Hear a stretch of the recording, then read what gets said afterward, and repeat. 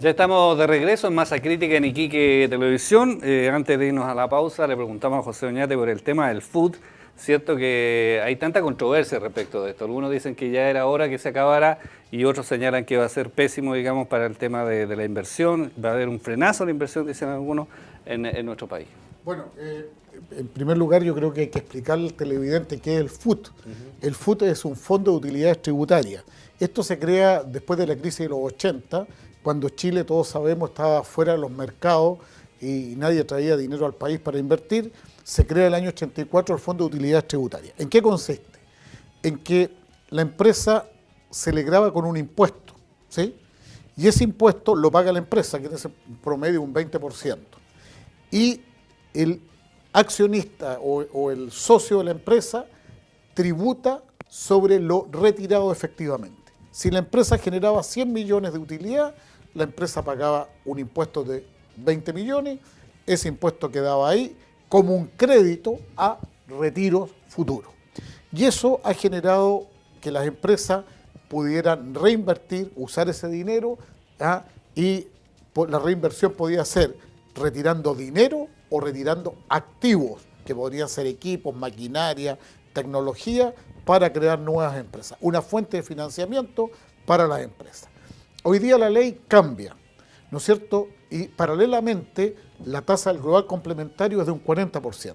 Hoy día la ley cambia, y las utilidades que se retiraban antiguamente eran, mientras más antiguas se iban retirando. Utilidades más antiguas eran las primeras en salir. Hoy día la ley cambia y dice que las empresas van a tributar y el socio en base al devengado. Es decir, independiente que retire o no las utilidades, el socio las va a tributar. Y la empresa va a tributar con un 25% y el socio va a tributar dependiendo del tramo del global complementario. Ahí hay unas salvedades para la pequeña y mediana empresa en términos del orden de los 76 millones, que no va a generar cambios muy grandes en la estructura tributaria. Pero ¿qué va a tributar?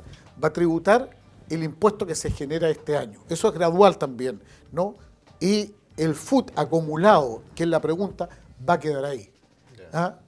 Cambia la filosofía del retiro. Se retira lo último en generar de utilidades, es lo primero que se retira y se paga como impuesto. ¿Nunca te obligan a retirar el FUT aún anterior? No, lo que pasa, Alfredo, que aquí hay dos cosas. Uno, que es el proyecto de ley, y yo no me atrevería, porque después vienen los reglamentos, que es donde condiciona la aplicación de la ley tributaria. Vienen las circulares, donde el director nacional de Servicio de Impuestos Internos hace interpretaciones. Pero yo creo que el FUT cumplió y ha cumplido un rol importante en la reinversión que se ha hecho en el país, ¿sí? ¿Cuáles son las aprensiones que tiene, digamos, por qué se resisten, digamos, mira, algunos empresarios Yo diría que yo como asesor de empresa, ¿no es cierto?, académico, estudioso del tema, veo también una contradicción. Planteaba que la empresa chilena hoy día tiene acceso a mayores fuentes de financiamiento. Ya hay una teoría en finanzas que el costo de capital de los dueños es más caro que pedirle plata al banco, ¿sí? Eso está claro. Pero por otro lado, en la reforma tributaria contempla un incremento en el impuesto al crédito. Pero es irrelevante de 0,4 al 0,8. Sí, pero es el doble. O sea, pero es cero y tanto. Y sí, la tasa de interés es mucho más alta que sí, eso. Pero igual, o sea, por un lado le decimos al empresario, yo estoy hablando no de las grandes compañías, sino que al pequeño le decimos, bueno, hoy día el impuesto al crédito no le damos FUT, pero tienen fuente de financiamiento bancaria, pero el Estado le va a cobrar una pasadita. A ver, la presidenta Bachelet, en una durante su periodo, que necesitaban plata, necesitaban, reactivar el tema, dijeron, ¿sabe qué más? Esto lo vamos a llevar a cero, sí, ¿cierto? Que duró como un año y medio. Sí. Y hoy día lo están subiendo al doble. Bueno, está bien, no es, como dice Juan, no son muchas lucas. Pero mi aprensión... que hay una nota especial que se considera para el IVA, como adelanto de IVA, como crédito del IVA, de tal manera que las empresas pequeñas lo pueden descontar. Y hay un monto de tal manera que no cargan la pequeña. Mi punto es el siguiente. Si es que nosotros tenemos que vamos a entrar a esto en un régimen al año 2018. O sea, eso significa que del 20 vamos a pasar al 25 en 4 años.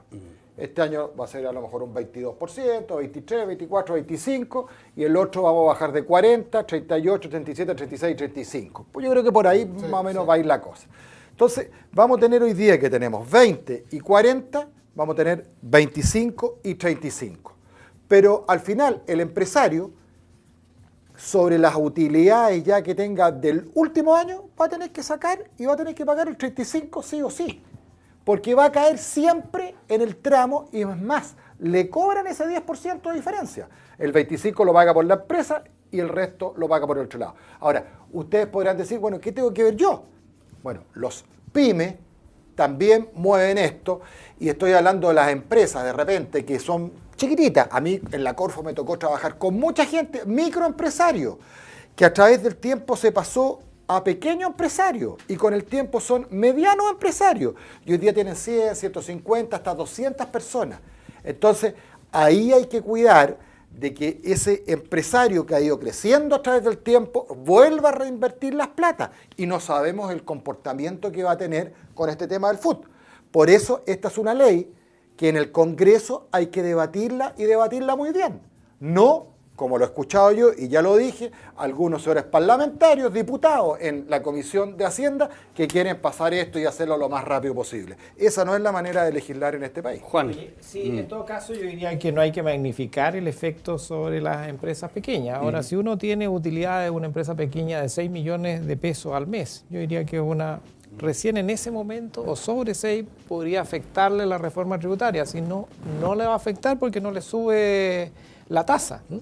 Entonces, ahora, hacerlo gradual, un punto, no es algo tremendamente revolucionario que vaya a volver loco. Por cierto que si la gente dice me están sacando la plata del bolsillo, va a reclamar. Pero hay que reconocer que han tenido donaciones de parte del Estado que no han tenido ninguno de los chilenos. Entonces eso ha hecho que quienes tenían 100 el año 84 hoy día podrían tener 1.000 o 2.000. Y el resto de los ciudadanos siguió teniendo 100, perdón, el resto de los ciudadanos siguió recibiendo la misma cantidad, entonces han tenido un apoyo salvaje de parte del Estado. Cierto tipo de empresarios que los que generan más utilidades. Entonces, yo diría que no es escandalosa la reforma, es falso el argumento de decir que, mire, me suben los impuestos y por lo tanto yo no voy a invertir, porque dice, si no hay ahorro, la gente no invierte, pero está el ahorro externo. Tenemos que la tasa de interés internacional está bajísima. De tal manera de que las empresas siempre tienen la opción y van a ver si es rentable o no rentable con la tasa de tributación existente. Hay una serie de factores.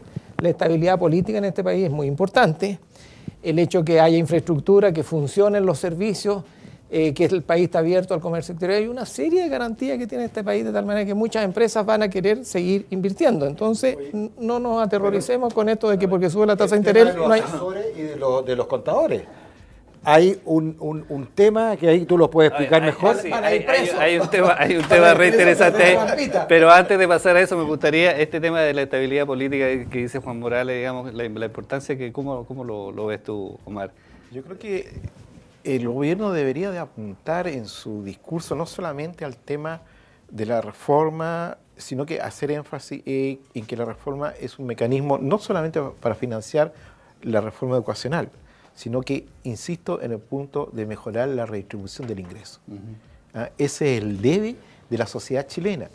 Eso, pero el otro elemento que se quejan el empresariado en general, decir, mire, este país no crece más porque no tiene suficientes recursos capacitados. Claro. Y es por eso que hay que meter más gente a la universidad, más a los institutos tecnológicos, de tal manera que podamos aumentar la productividad y ser más competitivos. Claro, más calidad, también lo señalas tú, Juan. Hoy día el sistema bancario chileno es un sistema bancario que está consolidado, sólido, con líneas claras. O sea, aquí es muy difícil, y tú lo conoces bien también en Zona Franca, venir a hacer lavadoras de dinero fugaces o capitales fugaces. Por lo tanto, la estabilidad política y la estabilidad económica yo creo que da pie para una reforma de esta envergadura, que es necesaria. En mi concepto, es una reforma necesaria. Comparto contigo, aquí no se trata de aplanadora. Yo creo que la democracia, aunque haya minoría, hay que escucharla y hay que incorporarla. Existe la minoría. Exacto, y hay que escucharla. el proyecto que ingresó va a ser distinto al que va a salir. Además que políticamente esto está pensado, señores auditores, para que el efecto completo y total sea en el próximo gobierno. Otra vez la nueva mayoría está construyendo su futuro. Hay un aspecto... Todavía tiene opción para la próxima. Hay un aspecto, José Oñate, que yo creo que la gente, ¿cierto?, que no tiene empresa, ni que es empresario, que vive de un sueldo, ¿cierto?, que son la mayoría de los chilenos, somos. Siempre que se discuta sobre el tema, digamos, de los impuestos, se señala, ¿cierto?, que hay ciertas... Los abogados le llaman martingalas, digamos, ¿cierto? Que son los asesores tributarios, ¿cierto? Los contadores, ¿cierto? Que de alguna manera se las ingenian para mover las empresas, para sacar la famosa ilusión. Viene en esta ley, ¿cierto?, un tema bien importante donde al Servicio de Impuestos Internos se le otorga una serie de atribuciones que algunos dicen que son leoninas porque te van a registrar todo y va a ser el criterio del fiscalizador, en definitiva, el que va a determinar si tú estás haciendo o no estas martingalas. ¿Cómo es la cosa? A ver, yo creo que hay dos elementos. Uno, que es la ilusión, que es una planificación con fines de... ahorrar impuestos. Pero más que no pagar impuestos, sino que estar fuera de la ley, ¿sí? Porque para eso existen las asesorías tributarias, o sea, es como cualquier profesión, ¿no es cierto?, el que un asesor le diga al cliente hagamos esto por este lado, ¿no es cierto?, hagamos este otro tipo de situaciones, que conozca, uno tiene que ser conocedor de la ley para asesorarlo dentro de los códigos de ética que tenemos nosotros como profesionales. Ese es un tema. Y lógicamente que van a haber mucha fiscalización. De hecho, aumenta la inversión en fiscalizadores, aumenta... fiscalizadores, claro, para el servicio aumenta. Y la otra forma también va a ser el control de la evasión, ¿sí? El que uno empieza a sumar la evasión tributaria, sobre todo del IVA, el que no le den la boleta. ¿Sí? Cuando a alguien no le dan la boleta, en el fondo le están robando a uno en su cara, porque uno paga y el que no dio la boleta se quedó con el... Se quedó con claro. ese plata. Ahora, yo siempre digo que todas estas cosas de planificación tributaria, por ejemplo, un caso, a nosotros nos ha tocado como oficina asesorar inversiones en Argentina, pero si tú vas directamente a invertir a Argentina, no hay tratados de reciprocidad con Argentina, pero si invertimos en Argentina a través del Tratado de Perú, obtenemos beneficio, y eso no es ilusión. Eso es una correcta planificación.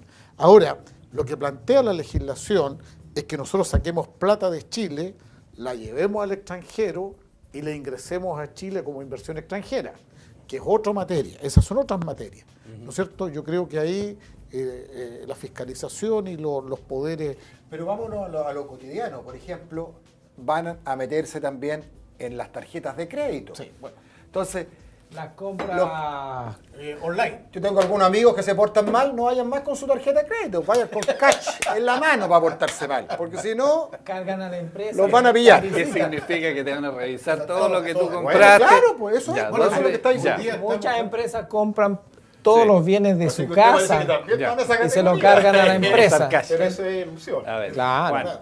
No, esa es evasión. Es que... Bueno, hay algunos aspectos también que son, bueno, para los consumidores, La evasión es ilegal. para los consumidores, La evasión digamos, está ahí en un terreno de nadie. aumentan los impuestos, por ejemplo, incluso a las bebidas analcohólicas, digamos, la bebida azucarada, que es una cosa novedosa, Del digamos. 13 al 18, dependiendo del grado de azúcar que tenga. Y como el azúcar es mala, entonces mientras más azúcar, igual que el alcohol. El alcohol también tiene un impuesto adicional dependiendo de los litros de alcohol que tenga la botella. Mientras más grado de alcohol, el va grado- aumentando el grado- progresivamente. Entonces ahora hay que ver qué pasa, por ejemplo, con los senadores y diputados de la zona pisquera. El senador Pizarro, Bueno, de hecho, la planteó- senadora del PPD que está por ahí. Todo Chile produce vino. Entonces, todos van a empezar los parlamentarios a ver su terreno. Po. Bueno, pero los parlamentarios alguien- acá tendrán que lo ver qué pasa está con claro la zona es que franca. alguien tiene que pagar, ¿cierto?, esta reforma educacional y de alguna u otra manera a todos nos va a tocar algo de esto, digamos, ¿cierto? Yo creo que aquí Yo viene quiero A ver, Omar, un sí. tema a rescatar relacionado con zona franca. Se pide 500 fiscalizadores para impuestos internos y 15 funcionarios de aduana. Eso es absolutamente insuficiente. Nosotros lo vemos aquí en Iquique, la gente no puede atender y entonces muchos de los problemas que se generan a veces de demora con la aduana no tiene suficiente personal. A menos van a tener que rediseñen el sistema ese punto ahí en la tabla. Pero, antes, yo creo que aquí este proyecto de ley nos lleva aparejado, yo creo que van a haber dos grandes desafíos que tiene que afrontar el Estado. Uno, que es la accountability, que se denomina ser un Estado transparente en todo tipo de decisiones. ¿Sí? Hoy día ha estado muy de moda o muy en boga los términos de contrato de la alta dirección. ¿Sí? Eso le cuesta al Estado no sé cuántos millones, ¿no es cierto?, el cumplir porque tienen que indemnizar al funcionario, ¿sí? Y además la empresa que hace la selección, hablaban de 10 millones de pesos, 18 millones de pesos, 18, entre 15 y 18 millones de pesos por cada concurso público. ¿No es cierto? Todos los gobiernos han hecho, no han respetado los contratos de la alta dirección. Por lo tanto, aquí hay un Estado que tiene que ponerse también a la altura de lo que exige. Y en segundo lugar, ¿no es cierto?, eso se llama la eficiencia del Estado y la transparencia del Estado. Y en segundo lugar, aquí hay un desafío para nuestros parlamentarios, ¿no es cierto?, que nos preocupemos de la problemática de la regionalización. Yo me acuerdo cuando en su momento se votó el 889 en la Comisión de Economía, en ese tiempo la Cámara de Diputados, ¿sí? Yo me acerqué a un compañero de universidad mío, que hoy día es senador, José García Ruminó, y le dije, oye, pero qué chamboná se mandaron ustedes ahí con hacerlo tributario.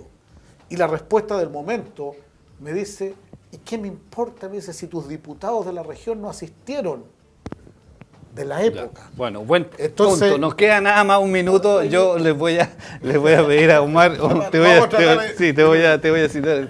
Te voy a entregar el minuto a ti. Primera cosa que vamos a tener que seguir con este tema. Así que comprometámoslo de nuevo a seguir profundizando el tema porque es necesario. ¿Ya? En segundo lugar, creo que no solamente es necesaria los ciudadanos tenemos que presionar a nuestros parlamentarios. No podemos a los parlamentarios darle un cheque en blanco independiente del color político.